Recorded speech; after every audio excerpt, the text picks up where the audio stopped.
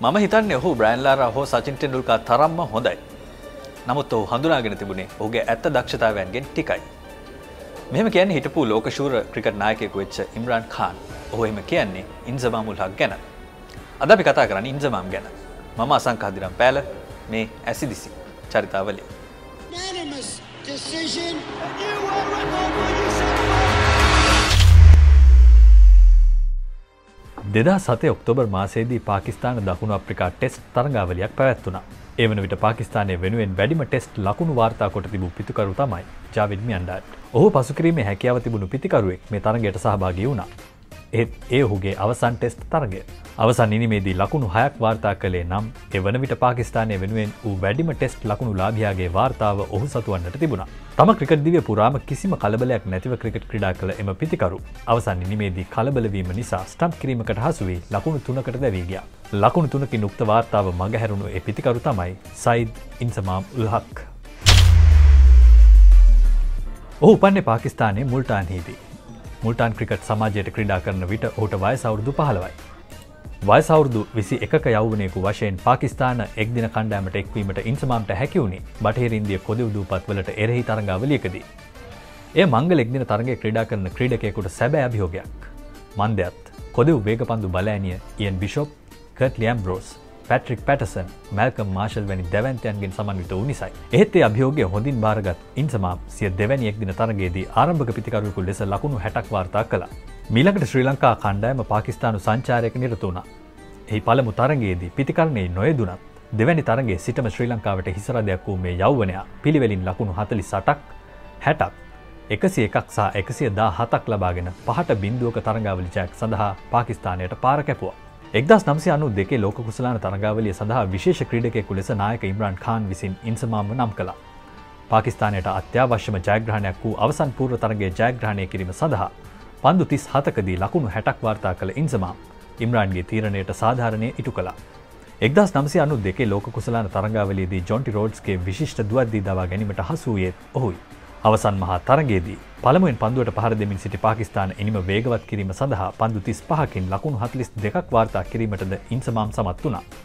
එම වසරේ ක්‍රිකට් ලෝක ශූරයන් වුණේ පාකිස්තානයයි. 1992-93 තරඟවාරය වෙනුවෙන් බටහිර ඉන්දිය කොදෙව් දූපත්වල සංචාරයක් නිරත වූ පාකිස්තාන කණ්ඩායම ඉතිහාසයේ එරටේදී වාර්තා කළ සිය පළමු එක්දින තරග ජයග්‍රහණය වාර්තා කළා. තරග 5කින් යුත් තරඟාවලියේ පළමු තරග දෙකම පරාජය වුවත් දෙවැනි තරගයේදී නොදැවී ලකුණු 90ක් ලබා ගනිමින් පාකිස්තානුවන්ගේ විශ්වාසය වැඩි කළ ඉන්සමාම් උන්ට ජයග්‍රහණය ගෙනාවා. ඉන්පසුව පැවති තරග 3න් 2ක් ජයගෙන එකක් සම කරගෙන තරඟාවලිය සම කර ගැනීමට පාකිස්තානුවන් සමත් වුණා. ඉන්සමාම්ගේ ටෙස්ට් ආගමනය සිදු වූයේද 1992 වසරේදී. එංගලන්තයට එරෙහිව පැවති පළමු තරඟාවලියේදී අසාර්ථක වුවත් 1995 වර්ෂය වන විට ඔහු ICC ටෙස්ට් පිතිකරුවන්ගේ ශ්‍රේණිගත කිරීමේ පළමු ස්ථානයේ පසු වුණා. 1997 වසරේදීත් එහි පළමු ස්ථානය ලැබූ ඉන්සමාම් ක්‍රීඩා දිවියෙන් සමුගන්නා තුරුම ශ්‍රේණිගත කිරීමේ 20 වැනි ස්ථානයෙන් පහළට ගොස් නැහැ. පන්දු රකින්නෙකු ලෙස ඔහු එතරම් වේගවත් ක්‍රීඩකයෙකු වූයේ නැහැ. බොහෝ විට ස්ලිප් ස්ථානයේ පන්දු රැකීමට ඔහුට සිදු වුණා. මේ නිසාම 1997 වසරේදී අමුතු සිද්ධියක් සිදු වුණා. ක්‍රිකට් ක්‍රීඩාව උතුරු ඇමරිකා මහද්වීපය තුළ ජනප්‍රිය කරවීමේ අරමුණින් ඉන්දියාව සහ පාකිස්තානය අතර කැනඩාවේ ටොරොන්ටෝහිදී ක්‍රිකට් තරඟාවලියක් පැවැත්වුණා. එහි පළමු තරගයේ ඉන්දියාව ජයගත්තා. ඒ තරගයේදී ප්‍රේක්ෂකාගාරයේ සිට ශබ්ද විකාශන යන්ත්‍රයකින් පාකිස්තාන ක්‍රීඩකයන්ට ඇනුම් පද කියමින් හිටපු ශිවකුමාර් තින්ඩ් කැනඩාවේ ජීවත් වුණු ඉන්දියානුවෙක්. දෙවැනි තරගයේදීත් පාකිස්තානයේ පිතිකරණයෙන් අසාර්ථක වුණා. ඉන්සමාම් පන්දු 34කදී ලබාගත්තේ ලකුණු 10ක් පමණයි. ඔහු පන්දු රැකීමට පැමිණෙන විටත් ශිවකුමාර් දිගින් දිගටම ඔහුට ඇනුම් පද කියමින් සිටියා. තඩි අලයා, කුණු අලයා වශයෙන් ඔහු ශබ්ද විකාශන යන්ත්‍රයෙන් කෑ ගැසුවා. ඉන්සමාම්ගේ ඉවසීමේ සීමාව ඉක්ම ගියා. ඔහු අතිරේක ක්‍රීඩකයෙකුගෙන් පිත්තක් ගෙන ශිවකුමාර්ට පහර දෙන්නට ප්‍රේක්ෂකාගාරයට පැන්නා. ආරක්ෂකයින් සහ අනෙක් අය එක්ව ඒ මොහොතේ ඔහුව නවත්වා නොගත්තේ නම් ශිවකුමාර්ගේ හිස කුඩුවන්නට තිබූ බව ඇසින් දුටු සාක්ෂිකරුවන් පවසා තිබුණා. මුල් කාලයේදී සීම් පන්දුකරණයට එරෙහිව යම් දුර්වලතාවයක් පෙන්වුවත් පසුව එය සකස් කරගත් ඔහු 1996 එංගලන්ත සංචාරයේදී ලකුණු 64ක සාමාන්‍යයක් පවත්වා ගත්තා. ඒ ශතකයක් සහ අර්ධ ශතක දෙකක් සමගින් තම 100 වැනි ටෙස්ට් තරගයේදී ලකුණු 184ක් රැස් කිරීමටද ඉන්සමාම් සමත් වුණා. 100 වැනි ටෙස්ට් තරගයේදී ශතකයක් වාර්තා කළ වූ අතරින් 5 වැන්නා ඔහුයි. ජයග්‍රහණය කළ ටෙස්ට් තරගවලදී ඉහළම ලකුණු සාමාන්‍යයක් පවත්වාගෙන ඇති පිතිකරුවන් අතුරින් ඔහු තෙවැන්නයි. ඔහුගේ පිතිකරණය ටෙස්ට් තරග ජයග්‍රහණයෙහිලා කෙතරම් වැදගත් වුණේද යන්න ඉන් පැහැදිලි වෙනවා. ඉන්සමාම් උල් හක් පාකිස්තානයෙන් බිහි වූ හොඳ නායකයෙකුද වුණා. නායකයෙකු ලෙස ප්‍රතිකරණයේදී වැඩි සාර්ථකත්වයක් ඔහුට හිමි වුණා. මාධ්‍ය සාකච්ඡාවලදී ඔහු බොහෝ විට කතා කළේ ඔහුගේ ස්වභාෂාවෙන්. එයත් ඔහුගේ විශේෂත්වයක්. 2007 වසරේ එක්දින ලෝක කුසලාන තරඟාවලියේදී ලද අසාර්ථකත්වයෙන් නිසා ඔහු නායකත්වයෙන් සහ එක්දින ක්‍රිකට් දිවියෙන් සමු ගැනීමට තීරණය කළා. කෙසේ වෙතත් අවසන් එක්දින තරඟයේදී උඩපන්දු 3ක් ලබාගත් ඔහු තරඟයේ අවසන් උඩපන්දුවද ලබා ගත්තා. ඉන්සමා මඩි 6යි අඟල් 3ක් උස සහ තරමක් මහත ක්‍රීඩකයෙක්. දඟපන්දු යවන්නන් හමුවේ ඉදිරියට පැමිණ සහ පසුපාදයේ රැඳී ඉක්මනින් ලකුණු රැස් කිරීමේ විශේෂ හැකියාවක් ඔහු සතු වුණා. එක්දින තරඟවලදී නම් ඔහු වේගයෙන් ලකුණු රැස් කළ ක්‍රීඩකයෙක්.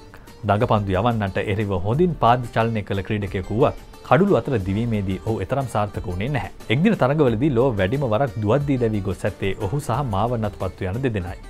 එය ගණනින් 41 වරක්. කෙසේ වෙතත් ඒ සියල්ල නොතකා පිතිකරුවෙකු ලෙස ඔහු ලබා දුන් සේවය නිසා ඔහු පාකිස්තාන කණ්ඩායමට ඉතා වැදගත් ක්‍රීඩකයෙකු වුණා. පාකිස්තානය වෙනුවෙන් වැඩිම එක්දින ලකුණු සහ ජාත්‍යන්තර ලකුණු වාර්තා කර ඇති ක්‍රීඩකයා ඉන්සමා මුල් හක්. ඔහු 1992 ලෝකශූර පාකිස්තානු එක්දින ක්‍රිකට් කණ්ඩායමේ සමාජිකයෙක්. එක් රටකට එරෙහිව එක දිගට වාර්තා කළ වැඩිම ටෙස්ට් අර්ධ ශතකවල වාර්තාව සතුවන්නේත් ඔහු සතුවයි. ඔහුගේ එක්දින සහ ටෙස්ට් ලකුණු සාමාන්‍යයන්ද ඉහළ මට්ටමක තිබුණා.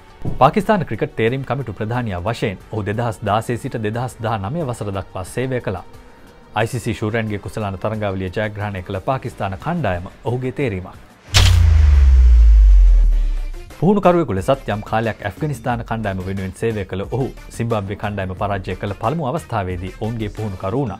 90 දශකයේදී ශ්‍රී ලංකා ක්‍රිකට් ප්‍රේක්ෂකයන්ට කනගාටුදායක පරාජයන් ලබා දුන් ඉන්සි යන සුරතල් නාමයෙන් හැඳින්වුණු ඉන්සමා මුල් හක් ක්‍රිකට් ඉතිහාසයට එක්වන ප්‍රබල පිතිකරුවෙක්.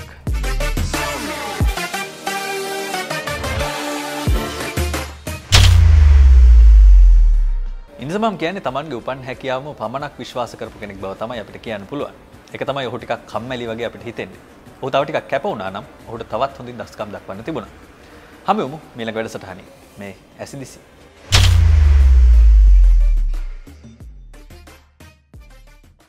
තවත් ක්‍රීඩා පුවත් සහ ක්‍රීඩා වැඩසටහන් නරඹන්න thepaparai.com YouTube channel එක subscribe කර bell icon එක click කරන්න.